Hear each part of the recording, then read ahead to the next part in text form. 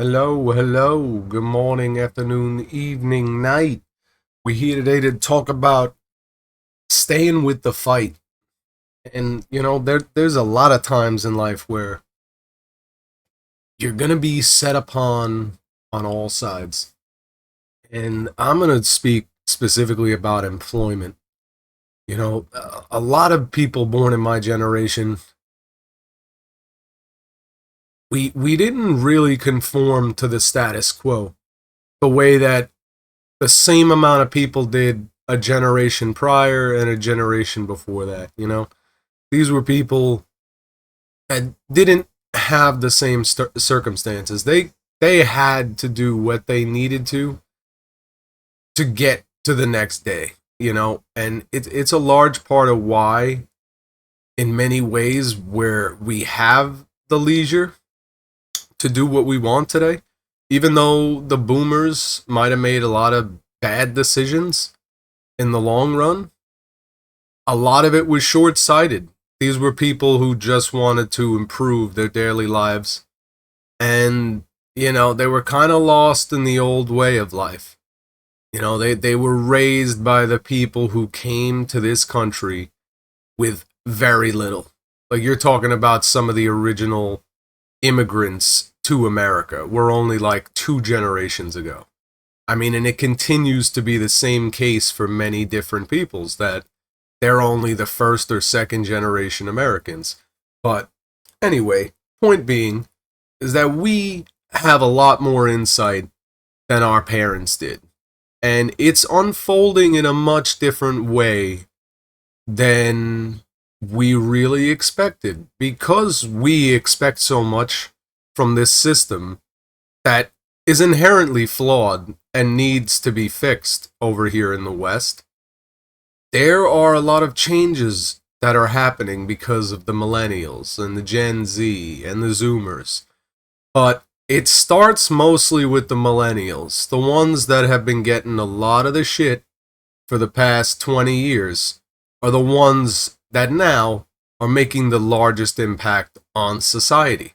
And one of those ways is employment. You can read, watch, look around, and you will see reports by CEOs, staffing teams, all types of these leadership positions at the top who are looking for people. And it's not the old way it used to be. You're gonna still see those companies who are putting people in a meat grinder, basically. But it's not the case with anybody with a head on their shoulders. They're all accommodating and working around the fact that most of the new workforce is not playing their game. We're working how we want to work. We're working the jobs that we want to work. We're doing the tasks that we want to do. We have very high expectations, and we have very low commitment. The Millennials, the Gen Z, the Zoomers, but mostly I speak for Millennials. Statistically, we are very work averse, and when we do work, we like it to be our way, in the sense of making sense. We want to know why we're doing the things that we're doing when we're working. We want to know the purpose that our position, our task is fulfilling. And it's given a lot of thought to these leaders and think tanks and CEOs and everybody. Everybody at the top has kind of had to readjust how they evaluate a new employee, a new workforce. When you don't play their game, now things have to operate around what you're doing, because you're not playing their game. And this is what has culminated in what we're seeing now, where if you are a competent worker, sure, I went through it, but the cooking field, really any type of position where you are not going to get an education, it is going to be rough and tumble. You're going to be banging your head around with a lot of people with not much between them. And that's where I was in the cooking industry. There is so many people in the cooking industry that just don't belong there. They see it on TV, they think it's like all this glitz and glam, and no, it's not. No, it's not. It's the guts of the machinery, it's the bowels of the ship. It's rough and tumble in a kitchen, and the workforce is entry level, and there's always new people to replace other people. And ultimately, no matter how competent you are, it really doesn't matter. They can throw a number at it, and that'll get it done. Whether it's money or just hiring more people, they can get that day done. So at the end of the day, you're really not a critical component. You might be, but depending on the workload, what you're doing, where you are, most likely in the culinary industry, you could just be replaced by somebody brand new. Might just take a few more of them, but that's about it. So in that type of a setting, I really was not able to pave my own way. I mean, I did things how I wanted them. And I mean, I shouldn't say it like that. I mean, I'm doing what I'm supposed to do. But when you're talking about the structure and the playing along with things that make no sense and doing work that is like unjustifiable, against your rights, against whatever it might be, I wasn't playing that game. I would literally find out my escape plan and I would be on my way out in a week or two. Like, I'm not compromising my own values, my own self-worth for your establishment. It's just not going to happen. There are too many jobs, there are too many things that I can do, that I am not going to be desperate in my mind and beholden to somebody who honestly half the time is like more incompetent than you, at least on the management level. The CEO, the people who built the business, yeah, I can't say much to that. Honestly, I have a lot of respect for most of those people who built the businesses and everything like that, because go ahead and try it. It is not easy to start a business and get beyond being a tiny LLC or something like that. It takes a lot. You need to have a structure, you need to be involved, you need to make sure people are not effing over your company, you got loyal workers. It's a very difficult thing, and I've been through tons of establishment. I've seen good management, I've seen bad management, I've seen it all, but I can tell you for sure that things are accommodated. Honestly, it's probably a big part of the reason why they're getting all these unskilled third world people in here right now, is that it's totally against the status quo. They need these people who are willing to do anything. We don't have the robots to replace everybody yet, so to some degree, that's what they're doing here in the West. I mean, holy crap. All the jobs. Basically, when I was growing up, it was really difficult to get a job as a teenager in America. Like, you need everything that's entry level is like you need experience, or it's just a terrible job. Like working at a pharmacy or Party City or, stocking shelves. All those entry level positions, they suck. So either nobody wants to do them, the pay is terrible, or there's tons of unskilled laborers who do need the money and will work. So it's really crazy. They get to treat these entry-level position people like absolute garbage because they know that there's other people ready and willing to replace them. So it becomes a very difficult process at that lowest level. And now the people who are getting effed over the most are young Americans and unskilled laborers that are Americans, because, you're trying to find work and it's terrible. It's terrible. The pay is bad. The hours are bad. The benefits are bad. The scheduling is bad. Everything is terrible. And you got to deal with it because there's another guy who'll do it for less money, for half the benefits. It's wild. It's wild. So honestly, as much as I thought I didn't need an education and I could learn all these things on my own, which I have learned so much on my own. I cannot count the amount of courses that I've taken, online certificates that I have. There's a lot of things that I've done. But unfortunately, when you don't have like an educational background in that, plus time, plus a job with that, it's like, it just makes things a little a little more difficult in life, you know, when you got to kind of put everything together yourself. So, you know, there's two paths in life. You're going to either be a waymaker, somebody, a pathfinder, somebody who's making that way through the forest, or you're going to stick to the beaten path, and you really need to know what game you want to play in life, because, you know, you can't be on one path and play it like you're on the other. You really need to settle down earlier in life and figure out which path it is that you're going to take, because if you can decide on that earlier on, you're going to have a lot easier time later on. You're just going to come to terms with the way things are. Because if you're trying to beat your own path, you really have to get used to disappointment and adapting. Versatility, making your way in the world today takes everything you got. And I'm telling you that you got to be able to pivot. You got to be able to smile through misery. You got to be able to still do a lot of those same things that you're going to have to do on the other path. But the outcome is much different, you know? And it's going to take a little bit of finding your own way. You got to find your own way through the mess. And it really, you know, comes down to your personality, man. I just can't take shit. I cannot take shit. And, you know, I heard a good word yesterday, combo of words, but radical candor. A radical candor. I find it very difficult not to tell the truth, especially in a situation where the truth is going to, like, if the truth were to be objectively applied, it would make things better. It's hard for me not to tell the truth when the truth objectively is what is right, and people need to know that. It's extremely difficult for me not to tell the truth. So I've made my way through work my entire life like that. And to be honest, it screwed me over in many different ways, you know?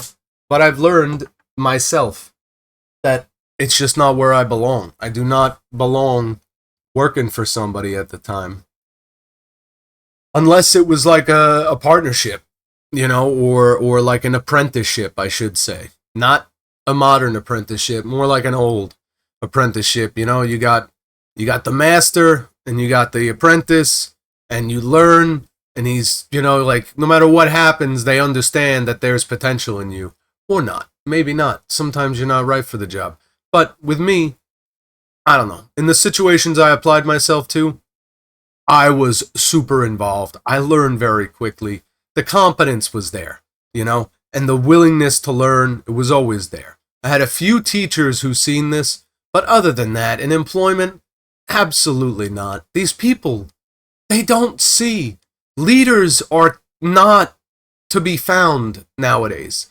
Like, nobody who understands people are in, like, leadership positions for the most part. Maybe, you know, out of the way, you don't even see them. They're running the company or something. But when it comes to, like, the level where you're at as a worker, these people in leadership positions are absolutely terrible. They do not read people. They don't know people's potential.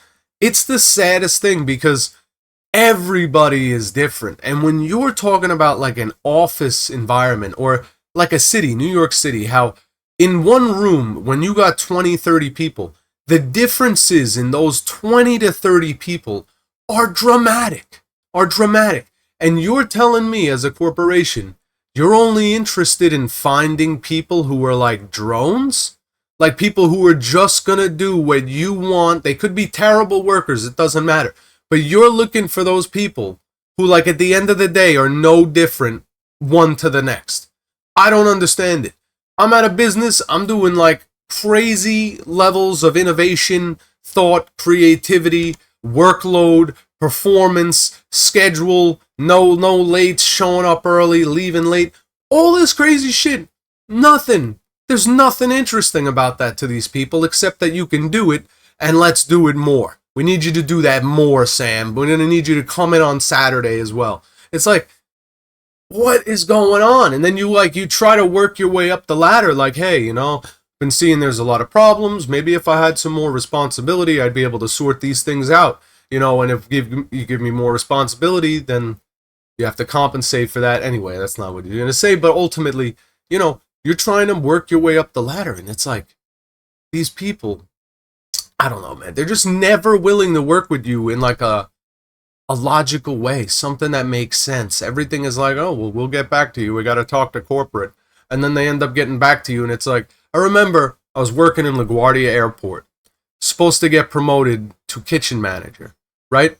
They wouldn't give me the promotion unless I worked for 6 months doing the position without the pay. So I was going to have the hours and the responsibility of a manager, but I would have to do it for 6 months in my current position. So I'd have to work 2 jobs basically for 6 months and then only get the pay of the shittier job. You know what I'm saying? It's like, what? I literally walked out of there. I just walked out of there. I gave them a counter offer. They were totally unwilling to accept. And I was totally unwilling to accept their offer. So I was like, goodbye. And I just fucking quit. Like, that's the end of it, Like, I'm not playing these stupid games like that.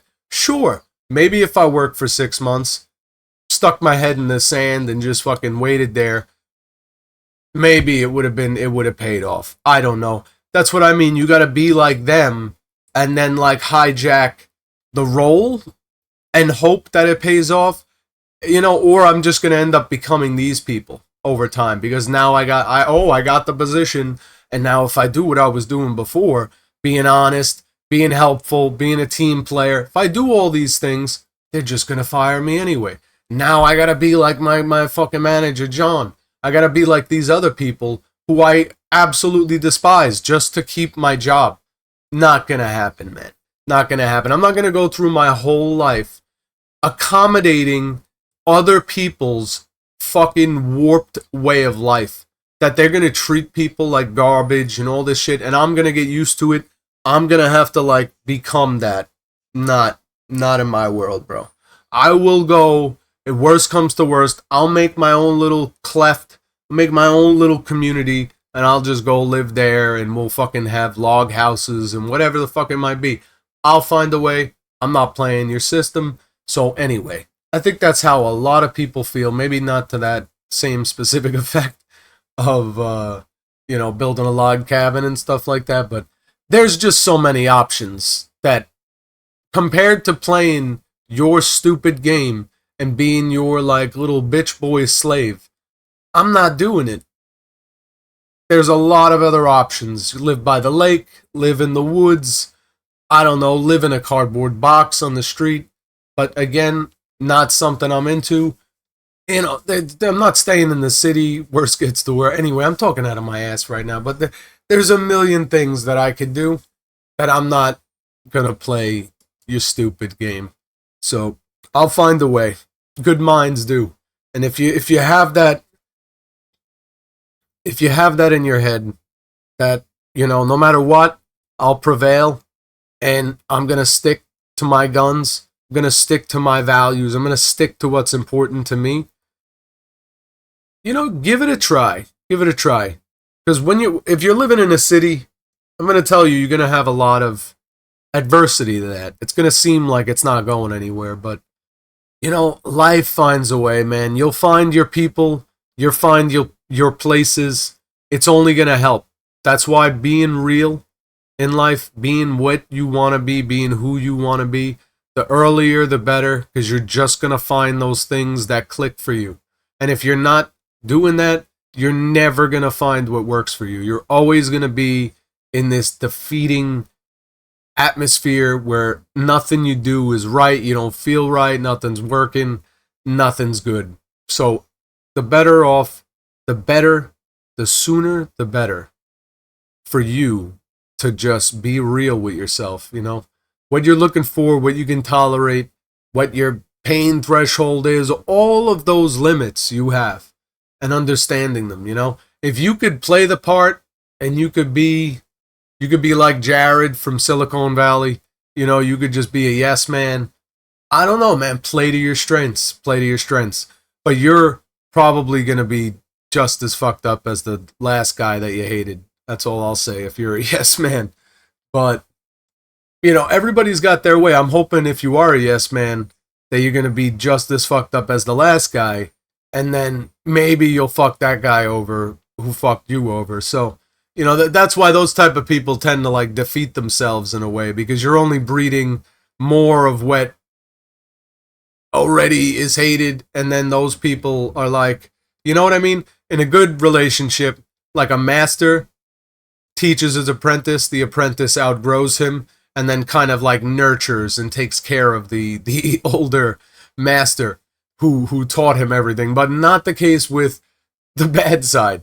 You got the apprentice who's going to grow up and strangle his master because his master taught him, like, this is what needs to be done. Like, you are going to consume me to show that you are stronger than me. And it's like, that whole dark thing, it does have a way of consuming itself. So, you really, I don't know, you don't want to play into that hand, because it really is going to be a type of life where you're always looking over your shoulder. You can't trust nobody. You got to rule by fear. Any love is just seen as weakness. So I don't know, man. That's a wicked world.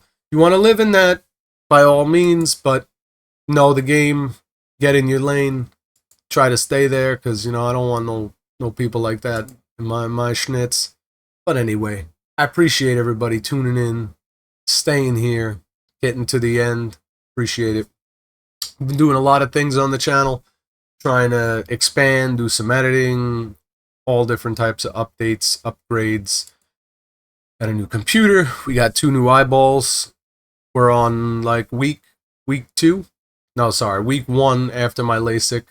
So it's coming out. Coming out pretty good. My eyes aren't all fucking crazy. We're not red. We're doing all right. Just a little bit marked up. But anyway, thank you all. Please check out the channel. Subscribe. Thank you.